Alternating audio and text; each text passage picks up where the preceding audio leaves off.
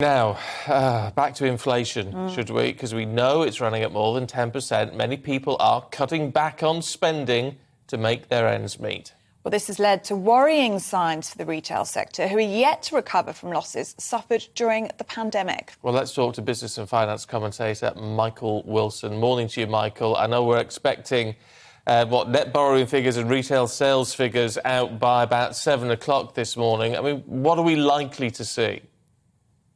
I think they're going to be ugly one way or the other. I mean, even if there's a slight improvement in retail sales, which looks, I have to say, relatively unlikely. The way to look at the retail figures is to think, well, this is the run up to Christmas. This is when retailers actually make the most of their money. And yet you look at surveys.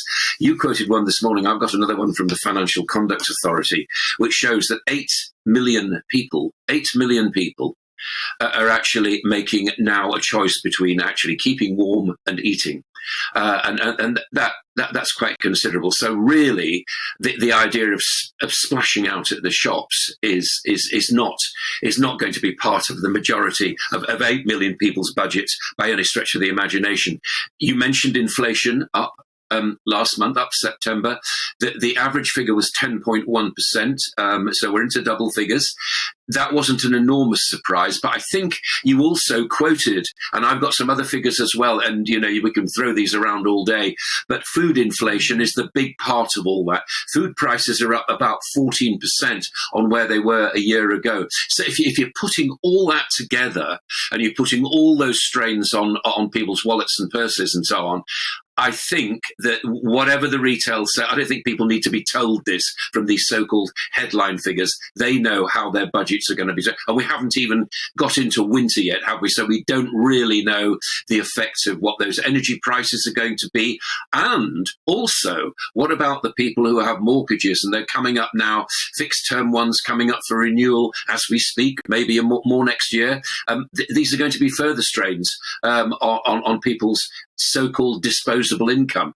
These headline figures are somewhere up in the air. The fact of it is, when people are going shopping, they're probably going to cheaper supermarkets, buying own brand goods, and also really reflecting on the fact that their bills are rising enormously. I mean, a food bill up 14% on a year is big stuff. Michael, as you say, this is a sector already on its knees, isn't it, emerging from the coronavirus pandemic. And now we have people who are worried about their energy bills, worried about their mortgage bills, and spending less on the shops. I mean, it's an absolute blow for this industry.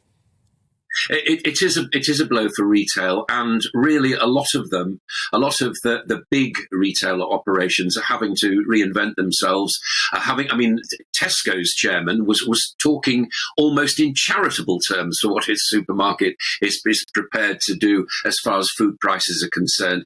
So yes, department stores are having to reinvent themselves. A lot of them are closing. A lot of coffee bars are closing as well. More people still working from home, and so on. So you've got everything really stacking up against the retail sector. I think one way in which councils might be persuaded to work, I say might be, it's a big might, is to reduce business rates and make it more easy for people to actually shop, because however bad and however ugly the figures are, people do like the fact that they can go into shops, meet their friends and so on. And I'm not being patronising about this. I mean, this is part of life. It always has been. And actually touch products rather than buying them online, if indeed that's what they do. My point is that I feel as though that disposable income, whichever way retail manages to play it and manages to improve its performance, is going to be very, very difficult indeed, simply for all the reasons I've just said. I think prices are rising, so hugely at the moment.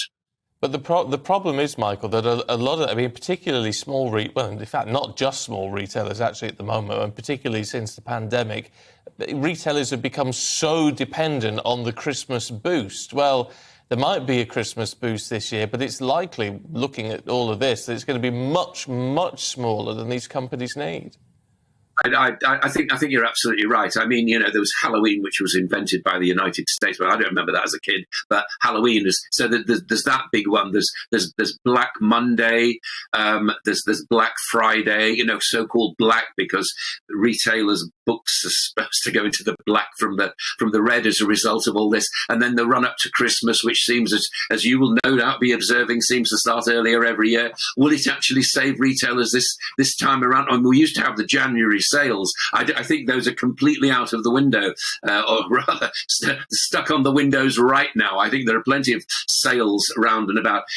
I'm sure that retailers are actually pulling their hair out to try to work out how to make us go and spend at the shops. And my point is that household budgets are really now impacting so heavily on people's disposable income. And those prices are not going to go down in the near future. Michael Wilson, business and finance commentator, thank you so much for your time this morning.